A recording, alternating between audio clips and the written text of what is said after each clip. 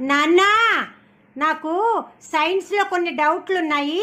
పప్పి దగ్గరికి వెళ్ళి క్లియర్ చేసుకుని వస్తాను. వచ్చేటప్పుడు నీకు అమృతాంజనం బాటిల్ తెస్తాను. ఈలోపు నువ్వు నిద్రపో. ఓకే? హాయ్ పప్పి. పప్పి, నాకు కొన్ని డౌట్లు ఉన్నాయి. చెప్పవే. చెక్క అంటే ఏంటి? ఏంటి చెక్క అంటే? అదే నా చెక్క అంటే. ఏమి గోకటం అంటే ఏంటి?